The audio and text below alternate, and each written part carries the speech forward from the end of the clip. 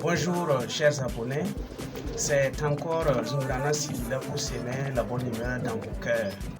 Je suis là aujourd'hui pour vous raconter une histoire comme promis, et faire de l'humour comme promis et tirer une leçon de morale de cette histoire. Voilà, donc suivez et vous verrez.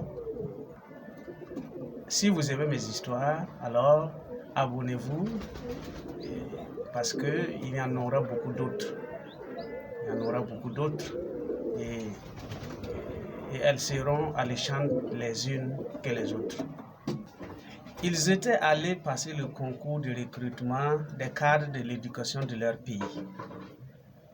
Au menu, il y avait 2 sujets. À l'issue de la composition du premier sujet et pendant la pause, les candidats s'étaient constitués en petits groupes et ils échangeaient autour du sujet. Chacun donnait ses impressions. C'est alors qu'un a laissé entendre: ah, si les sujets de l'année prochaine seront aussi difficiles que ceux de cette année, ça ne va pas être simple. Et il s'est retiré. C'est alors que un a soufflé à l'oreille de son ami: c'est un candidat en moins. Pour dire que les chances de ceux qui ne sont pas pessimistes se sont accrues. La suite dans la deuxième partie, pour tirer la leçon de morale.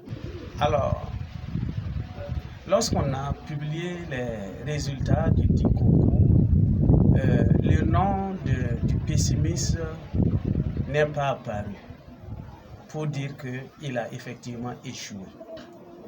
Et comme leçon de morale à tirer de cette histoire est que dans la vie, et face à n'importe quelle situation, il faut garder espoir, il ne faut pas être défaitiste.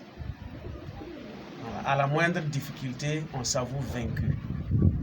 Lorsque c'est ainsi fait, on ira d'échec en échec. Donc, il faut toujours garder espoir, il faut toujours être optimiste, il faut être positif dans la vie et toutes les zones positives, nous les attirerons sur nous et nous volerons de victoire en victoire. Si vous avez aimé cette histoire, n'hésitez pas à vous abonner et cliquez sur la cloche de notification pour recevoir les prochaines histoires.